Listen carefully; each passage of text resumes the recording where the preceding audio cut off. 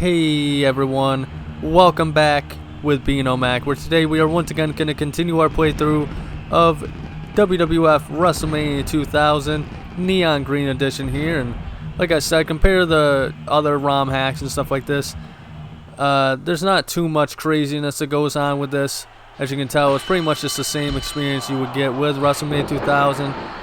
It's just you have some updates to the designs of the characters and more accurate attires and whatnot. And Kane, the character I'm playing as here, has a neon green special, which is essentially the super special system that was left over in WrestleMania 2000. That's made officially, an official gameplay mechanic for your cause and Kane.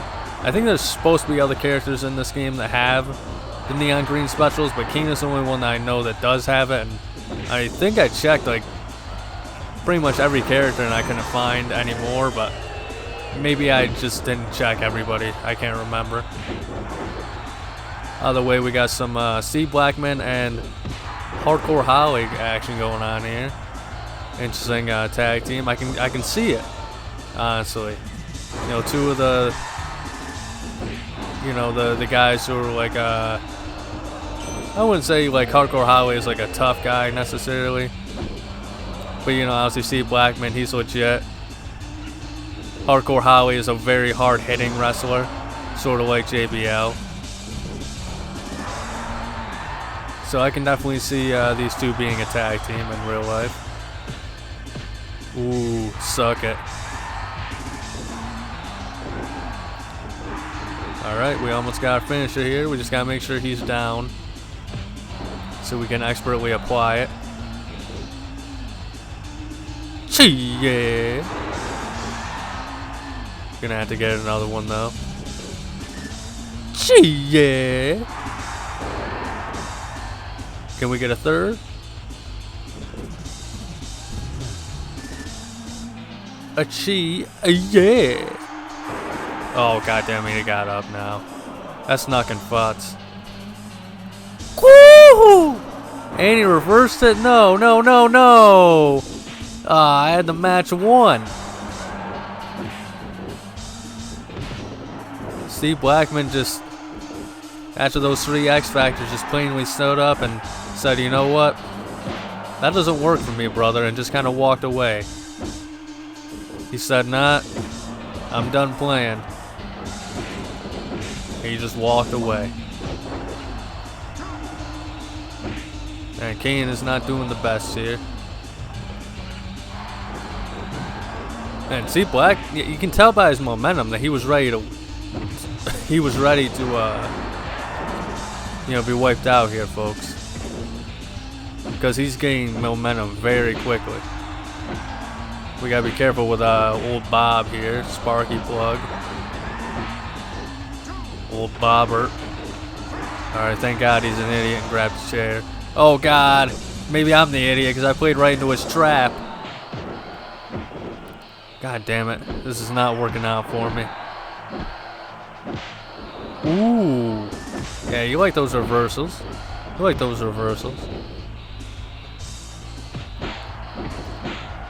know what, question of the day here, folks. If I could be serious for one goddamn minute, please.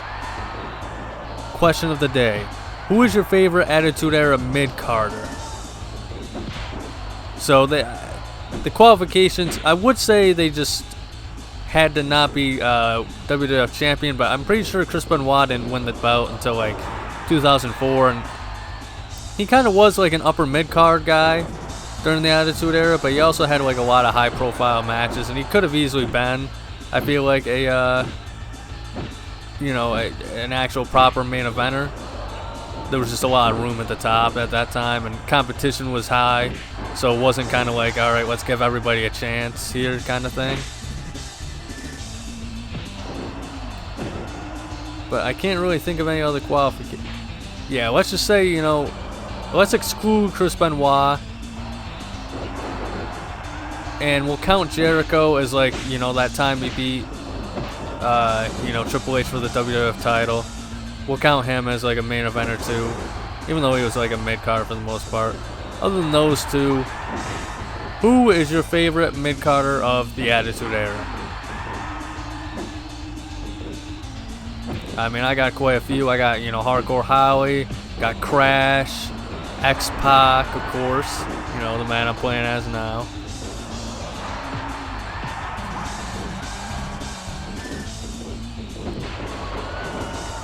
Gangrel was always really cool as well. Gangrel didn't really get the time he deserved, I feel like. You know what I mean? I just feel like he didn't get enough time to really show off his wrestling skills. And every time he would have gotten an opportunity, it just seemed like, Vince just changed his mind on Gangrel, Which is too bad, because Gangrel, I feel like if given the chance, he could have been like a D'Lo Brown, in the sense that people also remember him as, someone. I feel like he's a really good wrestler. He's got some pretty crazy moves and whatnot, especially in comparison to the rest of the roster at the time. This time we got El Snow here in a one-on-one.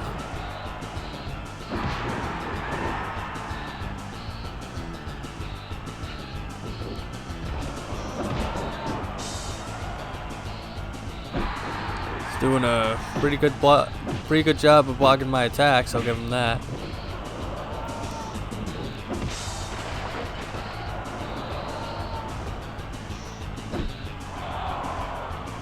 Uh-oh. Ooh, he still hit me? Come on, if I threw him and I was that far away from it, he would have just ran all the way past it and into the freaking guardrail. I guess it's more a barricade. I don't know, maybe it's probably just the same thing.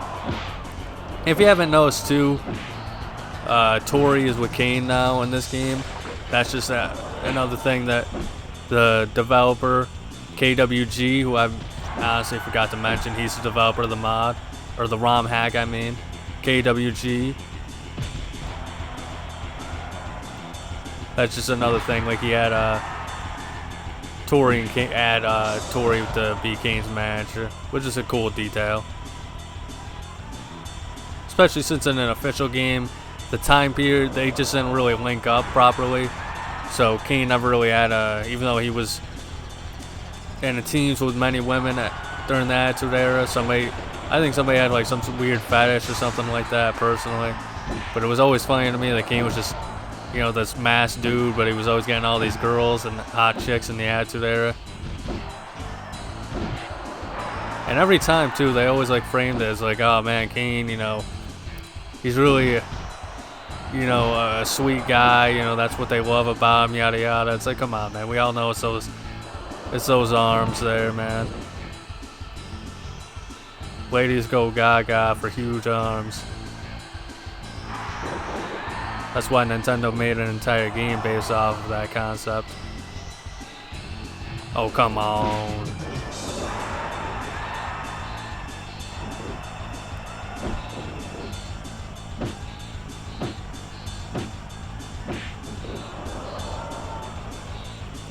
Just gotta wear him down, because we don't want him to have a comeback here. And that was the unfortunate issue with Kane, is he doesn't really have a go-to wear down hold, really, unless if I flip him over.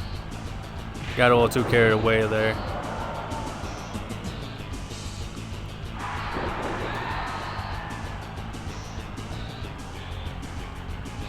Come on, get over here, you little squirt. Yeah, nice try, nice try. I think this game, I'm not usually this good at the game where I'm reversing this much. So maybe KWG secretly added reversal feature that. Whoa, oh, come on, no, no, no! Damn it! I wanted to show off Kane's tombstone in this episode. Alright, screw it. We're going for the pin. God damn it, that was definitely a Beano Mac sandwich right there, man. That was not cool.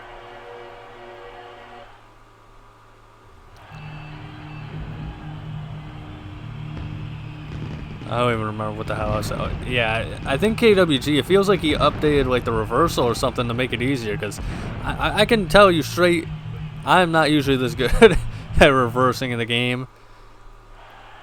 But maybe I'm getting a little bit better after playing for, 20 years. I finally am getting the reversal timings down.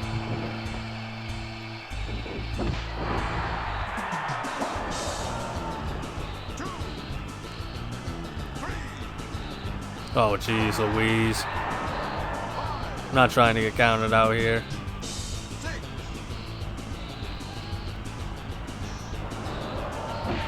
Especially not trying to lose to freaking too sexy Brian Christopher here. But I don't know. I think Too Much honestly has, I think, the best updated designs in the whole game. I love these attire nows. Like, they're okay in WrestleMania 2000, but they're pretty bland. But just those stripes, oh man, they actually make them look so much cooler in my opinion.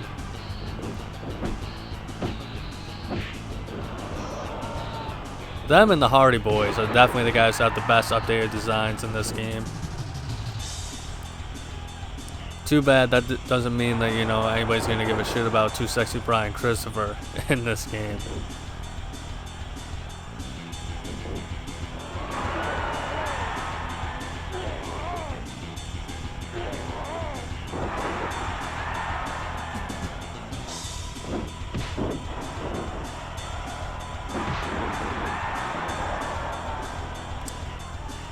But this is going to be a routine squash match here, folks.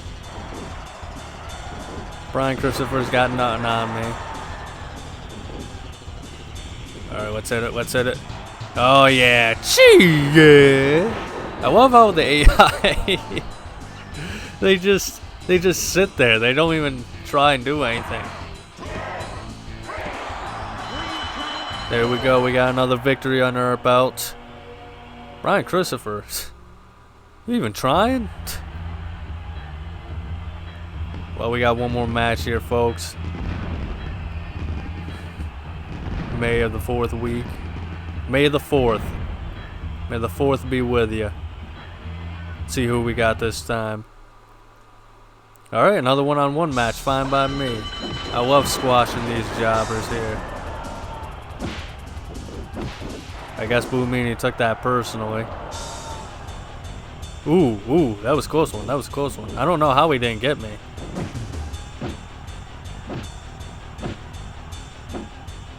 Yeah, nice try there, kid.